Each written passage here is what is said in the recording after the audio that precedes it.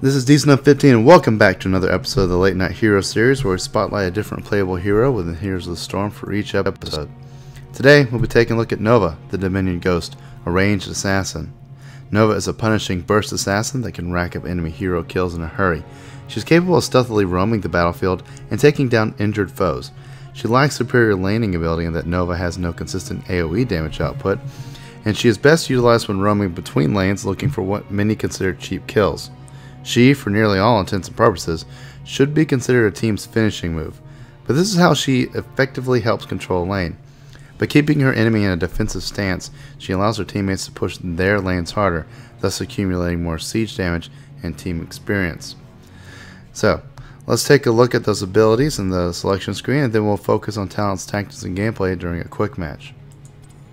Her Q is Snipe. This deals a moderate to significant amount of damage in a skill shot fashion. It will deal damage only to the first enemy hit, so positioning will be key. I find that during a match, this is your almost primarily your number one damage output. You do use your basic abilities some, but it's more for the chase and trying to peck away at an enemy as opposed to really doing a lot of damage. Her W is Pinning Shot. This will deal a moderate amount of damage and then slow the enemy for approximately 2¼ seconds. This is a great way to try and keep an enemy from retreating once you break your stealth, and it also is a way to try and retreat yourself. It's not a great mechanism for that, but it is an immediate or a single target skill, so you will always hit your intended target. Her E is Hollow Decoy. This will create a decoy for approximately 5 seconds. They'll appear and then attack enemies. Won't do any damage unless it's talented later, but it does create a decoy such that you can either escape, or you can use it to try and confuse your enemies to attacking the decoy as opposed to yourself. You begin to play mind games if you really start to stick to one lane and versus one particular enemy. When to use it becomes of paramount importance. You have to vary using it first before attacking, or attacking and then using it to try and make sure that you keep them off balance. Her trait is Cloak, so whenever she will remain either undamaged or does not attack, either in basic attack or with a basic ability, she will remain cloaked and invisible to the enemy. Well, actually, I apologize. If she uses the Hollow Decoy, she remains cloaked, but for a Pinning Shot and Snipe, she will break her cloak. But this allows her to move around the battlefield very quickly. She can move within turret and fortress range without being detected, so she can finish off behind enemy lines, sneak in between the lanes, and then pop the enemy, and then hopefully retreat into either the high grass or completely out of range. The one downside, of course, is that if you have someone who is very disciplined in watching the field, knowing that you're going to be there, they will notice that there will be a visual distortion where your cloak is. So if they use an AoE or skill shot, they can still decloak you forcibly. If you look back to several of my different Hero League videos, you'll see me actually use several of my AoE spells. I know I use it with Johanna as well as with, I believe, Anubarak several times. And especially Vala. Vala has a great AoE with the multi-shot. But all of those will decloak Nova and really put her on the defensive, because she is not very hardy in terms of her overall health. She is an assassin. She's fairly squishy, and she lacks an actual ability to escape, like a dash or a bolt. She has 2 heroic abilities. The first is Triple Tap. This will lock onto a single target, fire 3 shots, and then hit the first hero or structure that it comes in contact with. So if you have a very disciplined team, you will see an actual laser sight lock onto a target, and they can actually move in front and absorb a partial amount of that damage. This is a great single target heroic ability. I tend to use it on smaller congested maps where I'm just looking for some damage, particularly if I'm going to go on smaller sort of sniping missions. But otherwise, I tend to go with Precision Strike for a lot of the larger maps, like Dragonshire, or even the Tomb of the Spider Queen. I don't consider that small enough. Typically, I only use triple tap on the Cursed Mines, or Haunted Mines, I'm sorry. But otherwise, Precision Strike will create a large AoE area that can be fired anywhere on a map. So if you're down in another phase or another part of the map, taking a mercenary camp, or soloing a lane, you can still be a participant in a group fight, launch a Precision Strike, and if targeted correctly, you can do a significant amount of damage over a large area. It's a great finishing tool. It also is a great way to disperse groups either advancing or retreating, and you can then pick off the remaining individuals, or your teammates can. So overall, I think she's an excellent 1v1 damage dealer that specializes in finishing off wounded opposition. Her cloaking trait does offset her lack of a quick dashing escape, but you'll find the Bolt of the Storm a welcome talent at level 20. Her playstyles don't vary so wildly in that it changes her team role, but they're more akin to variations on a common theme. You have to be careful though. During matches, you can very easily become focused on the numbers game and lose sight of the overall team concept if you try and only work on wounded enemies, or trying to snipe lone wolves on the map. But unless that's what you're after, and then you know what, fuck it, let her loose and she can go do what she wants to do. But how about we hop into a quick match and see what we can do, shall we? Locked and loaded. And it looks like we're in the Cursed Hollow, so let's curse some people and collect some tributes, or vice versa. So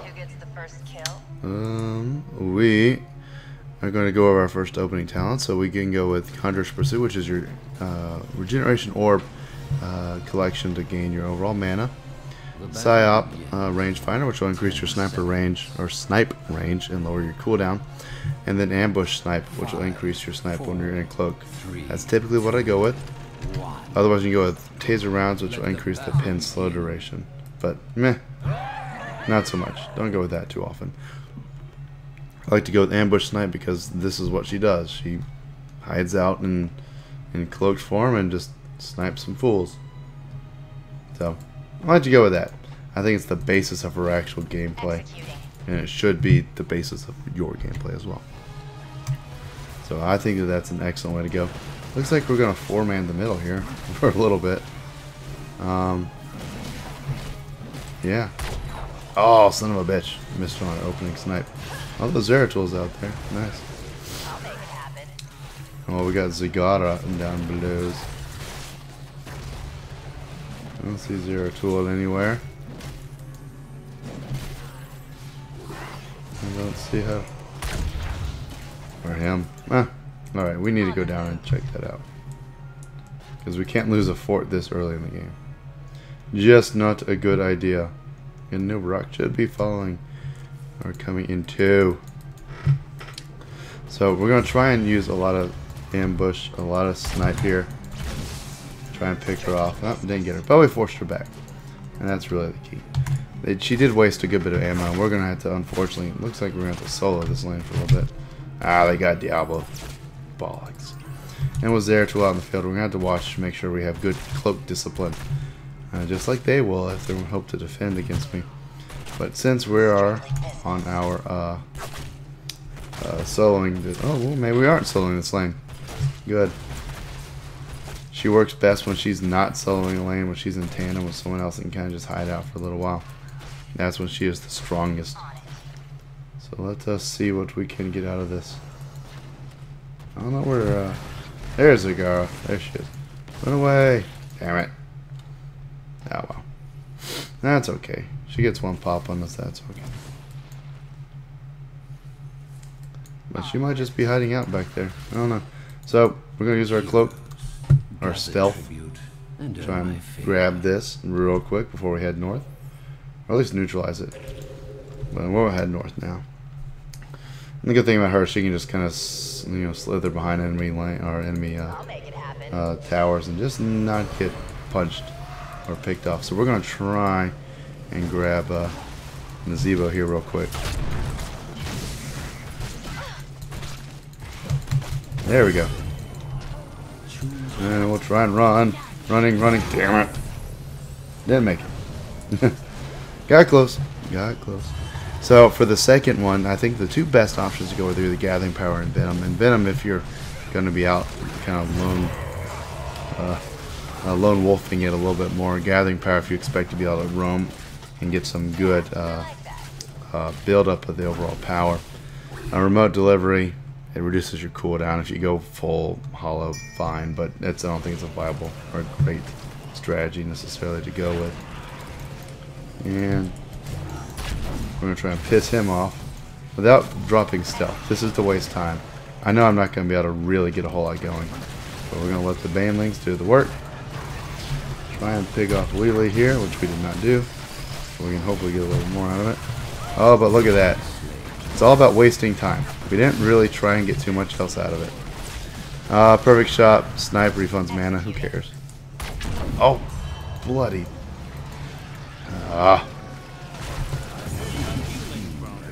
And we get to, I don't think we can get Zakar. I'm not going to push it. I don't think pushing it would be wise.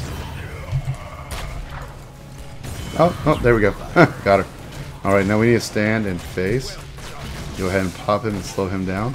There we go. Look at that. I don't think that regaining mana with perfect shot's going to give you all that much. I mean, normally because of how much time in stealth that she is in, it's just not worth it to me. I could see the value somewhat, but especially that's only really valuable. You really gain a lot of value only during the initial few levels, and after that it kind of levels off. You don't really get quite as much. Strictly business. So you could do it, but I just don't see where you get the real value out of it. So we're going to try and push this Bruiser camp early, really early in this game. But we hope we get a nice little lane advantage out of this thing. And then Diablo, Uther, and I will go down south. This is the one where I have the most debate with myself every single match. Typically between One in the Chamber and Anti-Armor Shells. I think that both are of value. Anti-Armor really hits, but it really slows you down. So if you're going to be landing, don't go with Anti-Armor Shells. But if you aren't going to be landing, I don't think it's a terrible option. And we could have gone after Zeratul if we had a Diablo helping us, but I don't think we're going to. Because we're really not doing a whole lot of landing, I don't think that Anti-Armor Shells is terrible at this point. So I think we're going to go with that. And we're going to pop her a few times. Try and get her worked over. See if we can't draw some attention through that. But you can see how much damage you do with Anti-Armor Shells. It's impressive. And then pop her, using our pinning shot. Ooh, we got her. Oh, look at that body block they just threw on her. And boop, done skis. And we're gonna wipe them. We are going to wipe them. Look at that. Although the respawn time's so quick at this level. Which I really hate the fact that you don't gain that much experience this early in the game. I still think that you should gain a good bit. But that's impressive what we did right there. So Anti-Armor Shells really hit hard, but they really take a long time to reload. One in the Chamber doesn't give you quite as much bonus damage, per individual shot, but it does give you a good bit, if you're able to kind of string together. So if you go snipe and then pinning shot and you kind of balance the two out, you can get a good value out of that. Explosive rounds I think is a complete waste because it deals damage for snipe in an AoE fashion. Yes, it does give you one AoE ability, but it's, you're using snipe to pin down a single person. You're not using it to try and clear lanes. And if you are, you're wasting a snipe. Covert ops, if you're going full pinning shot to try and delay people, fine, but I don't think that's a really terribly viable option to go with. But I think the main decisions between One in the Chamber and Anti-Armor Shots. And I think that both are good. I really do. Who can gather this one, I wonder? Let's see where it is. Okay. So let's head up here, head into the high grass, and kind of hang out for a little while. All in all, we aren't doing too bad. But yeah, you don't want to necessarily go 1v1 too much as Nova, unless you were going against someone who's particularly weak in the end game. Otherwise, you just kind of want to hold them off a little bit. Ugh. Pop her. Move away. Then we're going to get Precision Strike. Long, big, rangy maps. You want to go with that. Oh, she fell for it. Or he fell for it. Whoever fell for it. And Zeratul lurking again. The good thing is, you know, this has unlimited range. So we can really use that to try and... okay, we're going to use this trick again. See if we can get him. Ah, got him again! So that's how you kind of had to use your blinds as abilities to try and fool with them. You know, I was completely out of sight. There was no way that I would have survived otherwise. So you just kind of have to throw that down. Buy a little bit of time. Kind of move on from there. Could consider doing Precision Strike right here. You know what? Fuck it. We'll do it. Got some good damage out of that. But we really need to push the lane. If nothing else, because we have no other ability to do so. And look at that. We got that kill. So we got a kill at, you know, halfway across the map. Helped out and got another swing on Thrall. So that way, you know, even though we aren't necessarily right there involved in the fight, we're able to help. And that's what Precision Strike really gives you, that long range abilities. You know, triple tap will give you great 1v1 kills. And it really makes a person try and retreat and run away. But I really do love Precision Strikes on these large maps. They give you so much more versatility. I'm down here laning, just punching away at this shit. And you know what? You're gonna get it. Alright, now on to those level 13 talents. You know, Hollow Decoy, which deals damage. Gonna go with that. Advanced Cloaking. So if you're doing a lot of cloaking, I could have considered going this because, you know, Zeratul really gave me a run for my money. And we're gonna go try and help out up here real quick. Go with Headshot, which reduces cooldowns when you kill heroes, so you can string them together. Not a bad option. Not a bad option. But I like to go with Lethal Decoy because it really makes them think about where you actually are. A lot more than otherwise. So I like to go with that. And Spell Shield's your typical Spell Shield sort of talent that you can otherwise get. Get them to think about something. Oh, damn it all. I could have used our Precision Strike to really move him out of the way, but Zeratul's really lurking after me. Oh, toast. Oh, beautiful. We did lose the gate, but that's okay. That is okay. We got our 15 kills. So far, we're making headway. I wonder where Zeratul is. I won't be surprised if he's in here, but we'll see if he decides to move a little bit. We'll kind of roam around with our guys and try and sneak behind.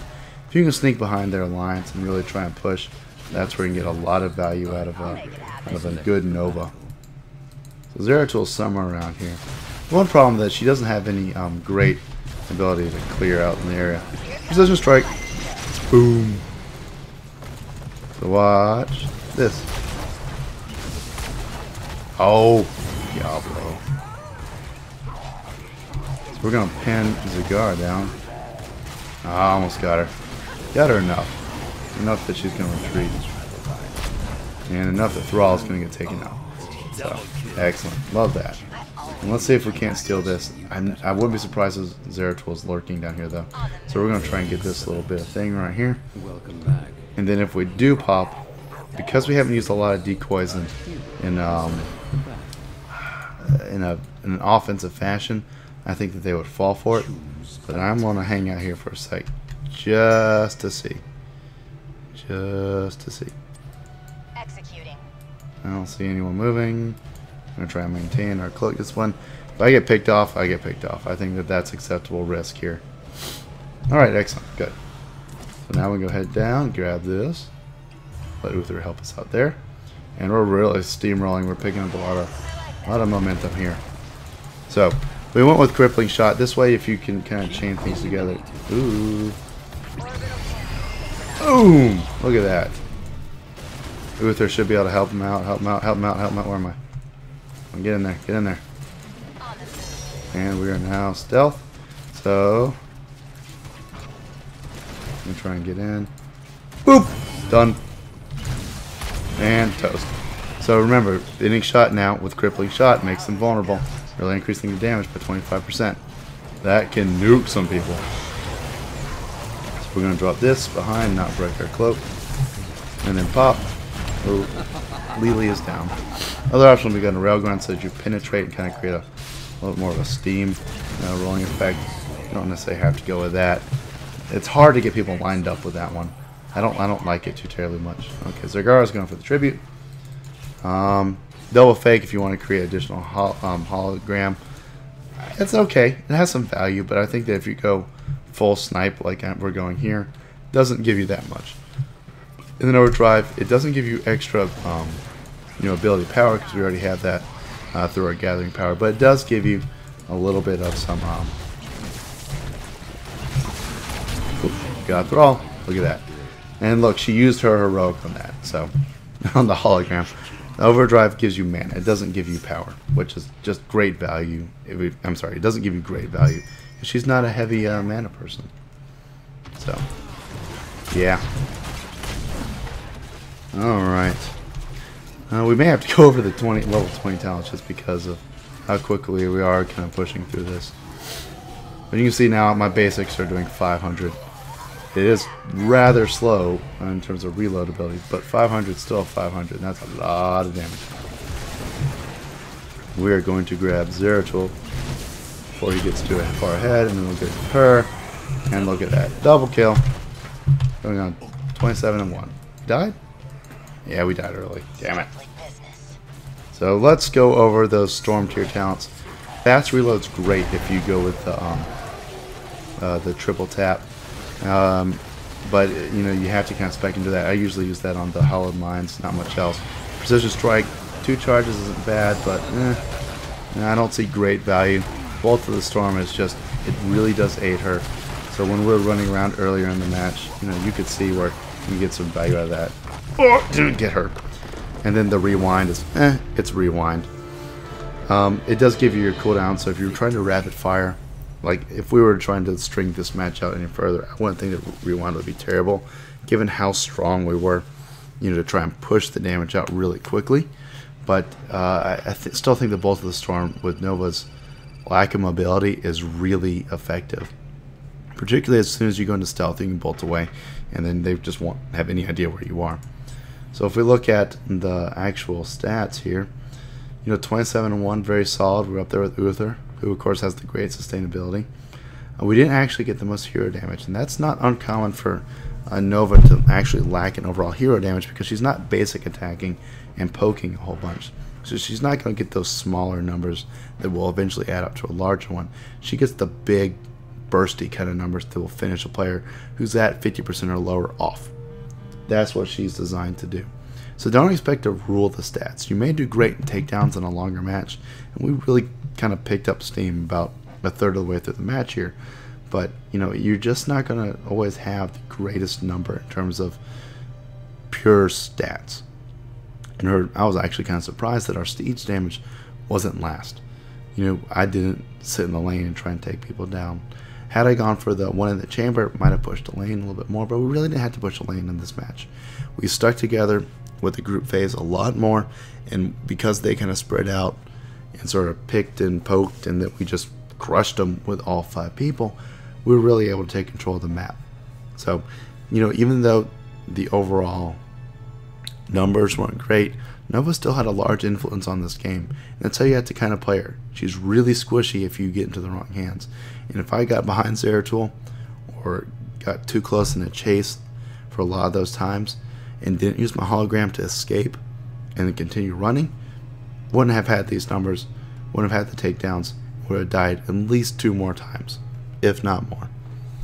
But that's a basic breakdown of Nova. And I'll wrap things up for this session of Late Night Heroes. Again, I apologize for my voice. It's all very white right now because of the laryngitis, but thanks for sticking with me and bearing with me this far. Please feel free to leave any comments below or message me directly. I appreciate any likes, favorites, or subscribing to the channel. And of course, don't forget to suggest a hero for the next episode. This has been DSnuff15. Thanks for watching, and we'll try and do better next time. Maybe we'll go 27-0, if I feel like it. But it still probably won't happen. Alright, peace.